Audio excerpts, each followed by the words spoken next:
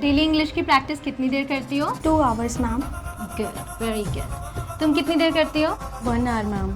Good. तुम कितनी देर करते हो? 5 minutes, मैम। क्या? सिर्फ 5 मिनट? सिर्फ 5 मिनट से क्या होगा? ऐसे तो तुम्हें इंग्लिश कभी नहीं आएगी। क्या करूँ मैम, टाइम ही नहीं मिलता। क्या आपके साथ भी यही होता है? समय नहीं मिलता इंग्लिश की प्रैक्टिस करने का? तो घबराइए नहीं, मैं आज आपको वो टिप्स एंड ट्रिक्स दूंगी जिससे आप बिना अलग से समय निकाले इंग्लिश की प्रैक्टिस कर पाएंगे। जानना है कैसे? आइए मेरे साथ। Hey guys, I'm your friend Kanchan and I welcome you to English Connection. आप अपनी डेली रूटीन को फॉलो करते हुए इंग्लिश बोलना सीख सकते हैं। आपको अलग से समय निकालना ही नहीं है। आप दिन में जो भी काम करते हैं वो करते करते आप इंग्लिश सीख जाएंगे। बस इन स्टेप्स को फॉलो करिए। सबसे पहला है मॉर्निंग रूटीन। आप अपने दिन की शुरुआत कैसे करते हो? वही सेम है सबका। उठना, ब्रश करना, नहा धोकर तैयार होना। तो ये सब आप करो, उसमें कोई चेंज नहीं करना है। Just do everything with your ears open. All I mean is start your day by listening to English podcasts, radio stations or news broadcasts while getting ready. जी हाँ, जब आप ब्रश कर रहे हो, मॉर्निंग वॉक कर रहे हो, रेडी हो रहे हो, वो सारा टाइम आप इंग्लिश लिसनिंग प्रैक्टिस कर सकते हो। वो सारा टाइम आपके हैंड्स बिजी हैं, बट ब्रेन अब्जॉर्ब करने के लिए फ्री है। गौर से नहीं भी सुन रहे हो, फिर भी काफ़ी कुछ आपका ब्रेन स्टोर कर लेगा। एज दे से, एक पंथ दो काज। तो आप अपना मॉर्निंग रूटीन भी फॉलो कर रहे हो और साथ में इंग्लिश भी सीख रहे हो। अब बताओ, अलग से टाइम निकालना पड़ा? Not at all. Now the second and very important tip is labeling. Vocabulary याद करने की best trick. Label items around your home or office with their English names. इससे आपकी vocabulary बहुत strong हो जाएगी and that too बिना याद किए. Whenever you see them, आपको कुछ नहीं करना. Your subconscious mind will do that automatically. Tips helpful लग रही हैं तो वीडियो को लाइक करो, आपके लिए तो बनाई है वीडियो, और चैनल को सब्सक्राइब करके बेल आइकॉन भी हिट कर देना so that you never miss an update. Next, commute time. If you commute to work or college, use this time to listen to English audiobooks or podcasts. और साथ में आप phrases या dialogues को repeat करो, pronunciations को mimic करो। इससे आपकी speaking practice भी होगी और pronunciation बहुत ज़्यादा improve होगी। Speaking of audiobooks, let me tell you, अब आपको मेरे 5000 Daily Use English Sentences book के साथ ऑडियो बुक भी मिलती है, वो भी बिल्कुल फ्री, अगर आपके पास बुक है तो, जो कि अवेलेबल है Amazon, Flipkart, English connection application और आपके नियर बाय बुक स्टोर्स पे। Next, reading. अब आप कहोगे, अरे आपने बोला था डेली रूटीन से ही हो जाएगा, तो ये पढ़ना कहाँ से आ गया?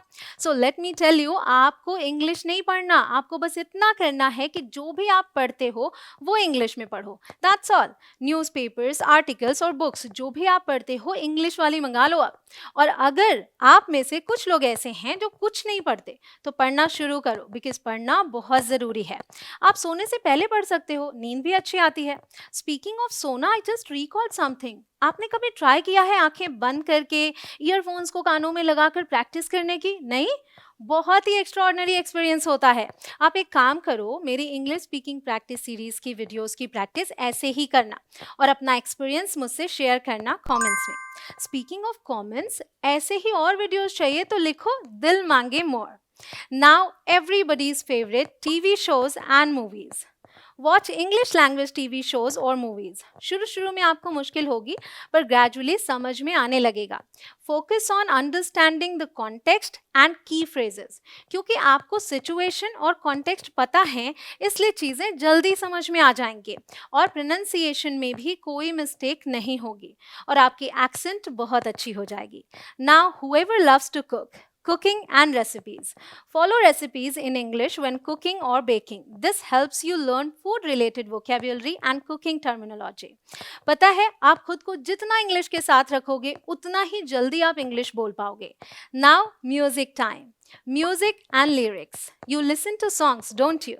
So from now onwards, listen to English songs and pay attention to the lyrics. मतलब जो वर्ड्स यूज हो रहे हैं ना, उन्हें ध्यान से सुनो, साथ में गाओ भी, ताकि प्रोनाउंसिएशन और इम्प्रूव हो। नेक्स्ट, बेड टाइम रूटीन, ये बहुत इंपॉर्टेंट टाइम है. Take a few minutes each day to reflect on what you have learned.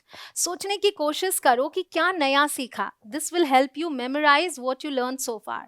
Now writing, this one is optional. अगर आपको लिखना पसंद नहीं है तो कोई बात नहीं, पर अगर आप लिखते हो then keep a journal in English to practise writing skills. Before going to bed, write about your day, thoughts और experiences. Now, the most important strategy that you must inculcate in your daily activities: conversations. Try to have conversations in English whenever possible. जब भी मौका मिले English में बात करने की कोशिश करो. टूटी फूटी इंग्लिश ही सही, just start.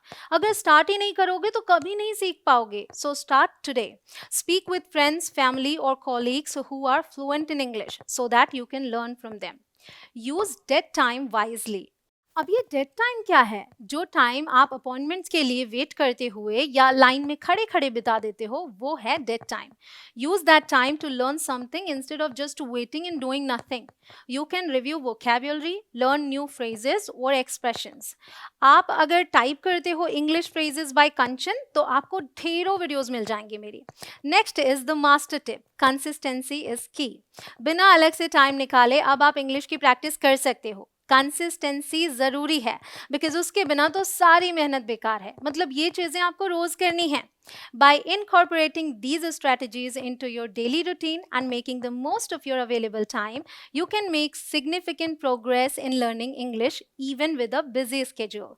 I hope you like this video. Do share this with your friends and family and enjoy the learning process. I'll see you in my next video. Till then, keep practicing. Jai Hind.